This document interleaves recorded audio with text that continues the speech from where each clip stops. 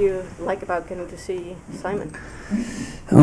Just to see where he's at, I guess. Obviously, it's one thing to watch him down there. It's one thing to listen to our management teams, one thing to listen to Ben, but looks like he'll get real action. Obviously, up on emergency basis with Ben Sherratt unavailable, and Lindy couldn't finish practice today. So, again, I guess we'll probably get a feel post-practice, but I'm guessing with Lindy not being able to get through practice today, Simon will be making his debut tomorrow, which is exciting. What have the latest reports been from management, from Ben, on how Simon's been doing in Grand Good, Rapids? just part of the process. Probably what you guys saw in camp, where there's some games he looked at NHL right, there's other games he's got a long ways to go. So I just think it's part of the process. Sounds like a little more consistent of late, which is very natural for young players, and it's just, I personally think it's a lot harder for young D. So he's progressing accordingly, and these type of opportunities for him, I think, are extremely valuable in his overall development. Hey Derek, so what can they learn in these cups of coffee? I mean, they just get a inkling of what it's like. Yeah, I think it's a little faster. I even know in those preseason games, he'd have a tendency of wanting to hold on to it a little bit, which is natural, what he knows. You think you have a little more time and space. Structurally, we do some things differently than Grand Rapids, so him just getting familiar with some breakout habits. We run a 1-1-3 at times, neutral zone, with some different retrieval spots. So I just think there's some learning curve that he's going through. But yeah, I think what it takes, it's a different league. Some nights it's probably not as far of a difference as you think. Other nights it is. So I just think getting NHL reps. Do you hope that Simon will bring kind of that big body physicality in Sherratt's absence?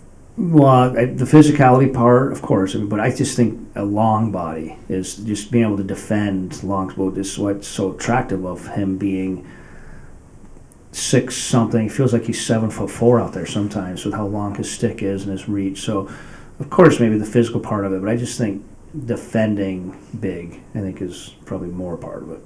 Do you like to see a guy like that who obviously has the ability to jump in the rush and even lead the rush, do that right away, or would you rather he kind of dip? I think I'd like to see him manage his game. And I think he went through a learning curve in Grand Rapids trying to do that, and he had to learn from it. I'm more excited about him picking and choosing his spots correctly, like we ask all of our players, than chasing it. Sometimes young players will want to chase it. So again, this is part of experience. I don't know what to expect tomorrow. I'm personally extremely excited.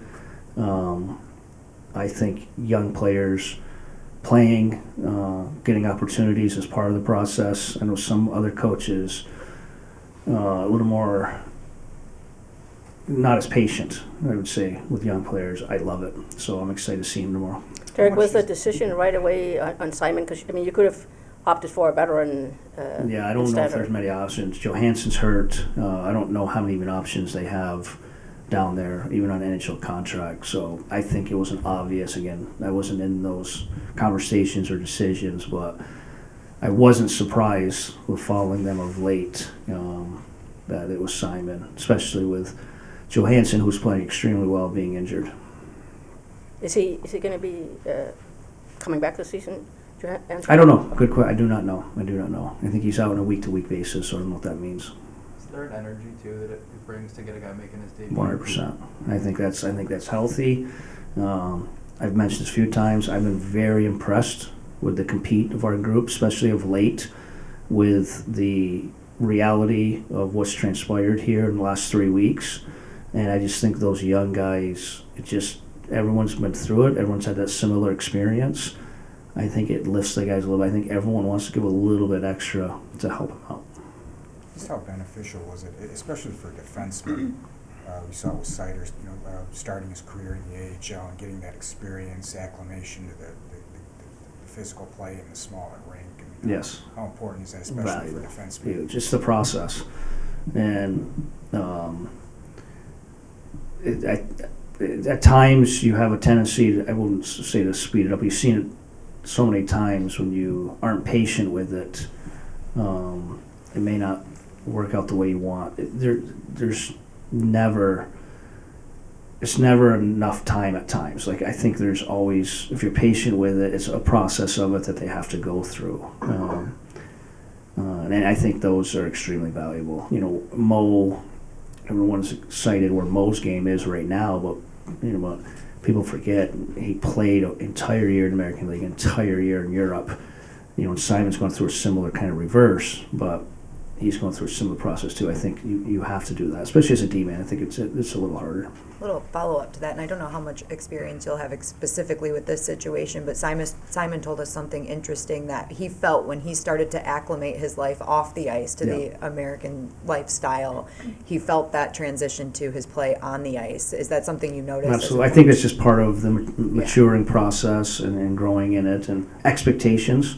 Yeah. Simon is an extremely laid-back kid, and I think that shows with his world-class poise. But being laid back sometimes will put you 30 seconds or 15 minutes ahead of a meeting or being in the rink to get your work done at a certain time and expectations. So I think that's just part of the maturing, and probably something what he's alluded to. Shifting the focus towards tomorrow, what does Colorado bring, and what are you guys emphasizing going into tomorrow's game? Just, it's more about us. Again, we're playing the Stanley Cup champions. You can see their roster coming around. You can see once they get completely healthy, I would foresee them taking another run at the Stanley Cup. But for us, it's just playing the right way. The last time we played them, we didn't play that poorly, but we let the two world-class players dictate the game. And that'll be a challenge for us tomorrow. Zadina, I'm assuming he looked good. Zadina's today. fine, yeah. He went through all of the protocol from taking that reverse hit in practice yesterday, and he's good to go. I'm not sure we asked you last time when you played them, but how familiar are you with Red Wings Avalanche lore and just Of the course, fight I and mean, everything? just Did being you watch it that of night? course, being a fan of the NHL, it's ingrained. It's just part of it. So, and responsibility. You know, I don't think it's as important to the current players. I think it's just another NHL game versus one of the best teams in the league. But it's real for the fan bases and our history, and I think our guys take a lot of pride in that. Did you watch the videos? Did you watch the Yeah. fights? Yeah, well, of course. I watched the whole. I remember having a presser earlier. I had just taken this job, and we were going through that playoff run. And I literally, in the playoffs, you get 4 hours of sleep, and that's not exaggeration because the games are 8 o'clock. They literally will start to 8:15. You turn around your process. You're not going to bed till 3, 4 in the morning, and you can't sleep. It's just being in that cup finals, everything. And that darn show came on at like 3 in the morning, and it literally kept me up another hour and a half when I should have been sleeping, preparing for the New York Rangers or Colorado Avalanche power play. So yes, it's being a hockey person, of course. Thanks, guys.